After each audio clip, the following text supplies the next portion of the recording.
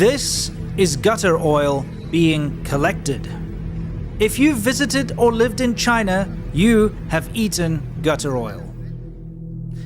What you see here is a restaurant worker straining out used chili oil from a trash can. This is being collected to be reused for the next customer who orders spicy hot pot.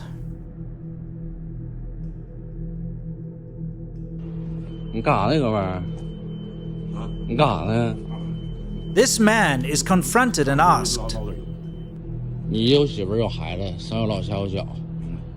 do you not have family you care about?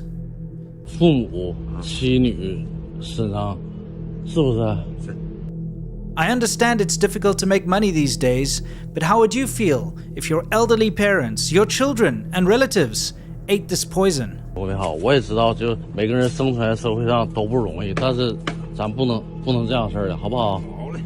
which he replied, you're right, I'll be on my way. Gutter oil, or digoyo, is a huge issue in China. And it's a problem that hasn't gotten better, it's actually gotten worse. Here's the thing about gutter oil, okay? For those of you who are not familiar with gutter oil, this is something that is very, very common in China. And there are a couple of types. We're going to be talking about gutter oil and spittle oil, or I suppose you could say saliva oil are the two major ones. How is it that we ever got to this point? Just trying to get some work done.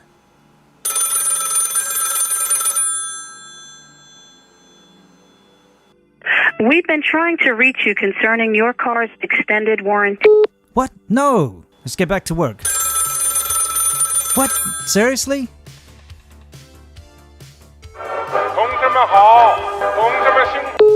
Okay, this is ridiculous. I have to do something about this.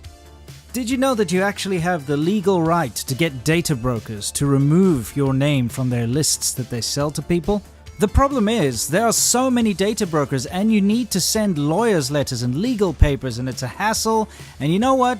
I don't know how to do it. I'm pretty sure you don't know how to do it, but there is a way, and that is Incogni. They do it for you. It's time to take your privacy back. Are you sick and tired of spam calls? Are you sick and tired of getting all these targeted ads all the time, all the junk mail in your mailbox? Incogni is the answer.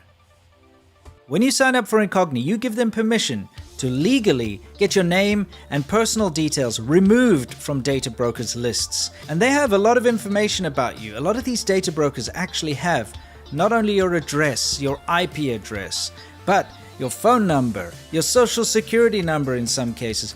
A lot of your very personal information that you just don't want to be out there on, for instance, people searching websites where people can look you up by putting in your name and find all your details.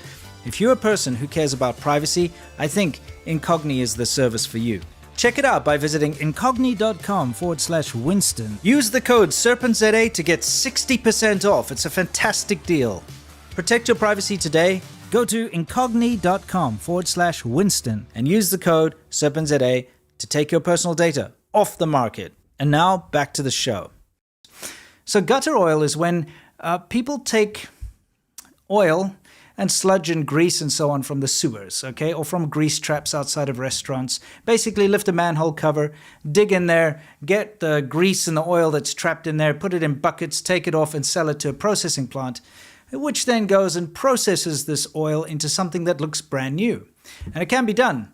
You know, they boil it and they strain it and they do all this stuff. And at the end of the day, they put it in a cooking oil bottle and it looks brand new as if you've bought it outside of the shop. And it's actually very difficult to tell, you know, by looking at it if it is legit or not. And then these are actually sold to restaurants and to people to use in their homes at a much discounted price. There's a lot of money to be made. And the reason for this is, of course, is that it's free, okay? All it takes is a little bit of your time to go and dig this stuff out of the sewer and out of the manhole covers and from the gutters and so on, and then you can go and sell it, right? And then you're not even getting a lot of money. The collectors, by the way, aren't the ones making the digoyo. They just collect it and they take it to these little clandestine factories that spring up all over the place. Then they just process it and then sell it for a big profit, because think about it, you can sell it for half the cost of new oil and you're still making a lot of money. So that's the gutter oil or digoyo. which ends up in your food a lot of the time. And this is a big problem in China because it makes its way into restaurants. Doesn't matter if they're fancy restaurants or low-end restaurants, it doesn't matter, because all you need is a unscrupulous restaurant owner who wants to save a little bit of money. And there you've got cancerous, poisonous, very not good for human consumption oil being used to cook your food. And nobody will know because the effects are only long-term. So you can eat at the same restaurant for 10 years. You finally get cancer. You don't realize it came from the food from that restaurant because they're using gutter oil. And the second type of oil we're going to talk about is 口水油, or saliva oil, or spittle oil, or spit oil, I guess you could call it.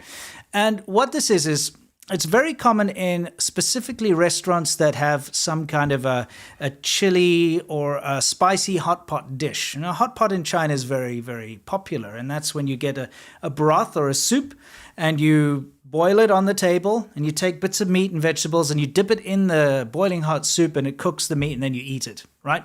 So when you're finished, you don't drink the soup. What's left there, the broth, which has got chili oil, if you got the spicy one, which is very popular in places like Sichuan, for instance.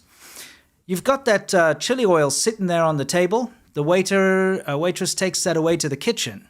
And then what they do very often is they just right then and there take that same chili oil or that same broth and put it into a new one to go take out to someone else's table. So they're reusing this, the same oil and broth that somebody's been, sticking their spit and mouth and food and whatnot in. It's really disgusting because there you go, sit down in the restaurant, this brand new pot comes onto your table, but it's actually secondhand. But of course, the reuse of chili oil is very common, and if you can't just quickly reuse it, some restaurants, in fact, quite a number of restaurants, if all this footage is to be believed, you'd simply go out into the trash and collect this chili oil from either their own restaurant, where they've thrown stuff away, or from competing restaurants, because, hey, you don't have to pay for chili oil if you can just dig it out of the trash. And it's very easy because, you've got these trash cans, as you can see here, and they're just full of slop, all the leftovers that's been thrown in there from the restaurants. And because of the properties of oil floats to the top, so it's very easy to just skim it off. And that's what you see these ladies doing here, is they very easily just skim the chili oil from the top, put it in a bucket, and they could take it back into the restaurant. In fact, you can see it over here, the restaurant workers, even wearing their uniforms, taking the used spit oil back into the restaurant to then be served to new customers that walk through the door. And it is disgusting. But we all know about this. I'm sure everybody is aware of the gutter oil problem in China and the spit oil problem in China. But the question is, why on earth does it still persist to this day? Because this has been a problem for as long as I can remember. Even in the early days when I was in China, I was hearing about spittle oil and digoyo, gutter oil. And my Chinese friends would warn me about it, and people would talk about it, and it would be in the news, and there'd be a scandal where you find out that a whole chain of very good restaurants had been using gutter oil, and people would be arrested and so on. And in fact, the Chinese government even started to put very harsh penalties in place for gutter oil. At first, lengthy prison terms if you're caught selling it, and then later even the death penalty, which actually some people have been given the death penalty for selling and producing gutter oil. But the problem is, if you look up the cases, there are actually very few people that have actually been sentenced to death. And so this is the real reason why it still persists and has gotten worse. And that is, first of all, it's easy to get away with, all right? Very few people have been punished for this, even though it is a nationwide problem. When the crackdowns happen, they do happen, but then they're over fairly quickly and things resume as usual. But the biggest reason why gutter oil is still a big problem in China is that the economy is currently suffering big time. Now, what's the biggest way to make money in a poor economy? Well, it's to take shortcuts. Because everybody that makes money through food, which, the food industry is one of the biggest in China. Think about it. You've got all these mouths to feed. You've got all these restaurants everywhere. You've got all these little mom and pop side of the roads food stalls and so on. Everywhere you go in China, there's street food and restaurants. And it's cheap to eat out in China. It's one of the things I loved about China the most is the fact that it actually worked out to be cheaper to go to a restaurant every single day for lunch and dinner than to cook at home for myself. That's just the nature of how China is. Eating out is cheap. Of course, you can go to very expensive places if you like, but if you just go to your average everyday restaurant, you actually end up saving money. So these guys that have these food stalls outside, if they're going to go buy a thing of cooking oil to cook their stuff, they don't have a lot of profit margin. Remember, when they're selling their fried dish, whatever they're making, whether it's fried noodles or rice or whatever the case, their profit margins are so small that even 1 cent savings makes a difference. So the cooking oil is the core ingredient to everything that's cooked in China. Pretty much everything is fried in oil in China. The majority of foods, of course, you do get steamed foods and a couple of other ways of cooking, but the majority of the food that you eat, the rice and the noodles and the vegetables, it's all stir-fried. It's all cooked in oil in a wok or whatever. So it's a core ingredient in cooking in China. So you have to use it, right? And if you're running a small little side-of-the-road food stall, the only way for you to actually make profit is to cut down your costs. And since that's your biggest consistent cost is the oil, go ahead and pay half or a quarter of what you would for real oil for the gutter oil. That's why it's so prolific. And then the restaurants have to turn a profit. They're not making a huge profit off of their meals. They've got waiters to pay and waitresses to pay and so on. And so if they can cut down costs on their cooking oil, which is an ingredient that's used every day, all day in the restaurant, of course they're going to do it. Now, I'm not here to try and justify it. It's an abhorrent practice. It's terrible. But I'm explaining to you why it still persists to this day in China, and specifically now, because the economy in China is suffering a lot more than you would ever realize. I've been talking to a lot of my friends in China. Just remember, I lived in China for 14 years. I've got a lot of friends, ex-colleagues, people I've known for the longest time, old students and so on. And the younger people specifically are complaining about how the economy is really hurting at the moment. And it's not something you'll get through the news. It's not something that the Chinese government will ever admit. They just want you to believe that the GDP keeps going up and up and up. But it's actually far worse than you know. A lot of places were hit hard by COVID. A lot of businesses shut down permanently because of COVID. And a lot of the restaurants that managed to survive only managed to survive by cutting costs, like skimping on ingredients, buying lower quality stuff. And you see this across the board in China. Fake booze, fake vaccines, all sorts of horrible little shortcuts that lead to bad decisions that affect people's health. So that really is the reason why this gutter oil is not going to go away. And the gutter oil syndicates are more and more sophisticated than before.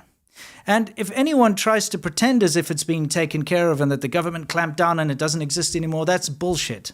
Because not only is this footage that I'm showing you recent, but I filmed a lot of it myself.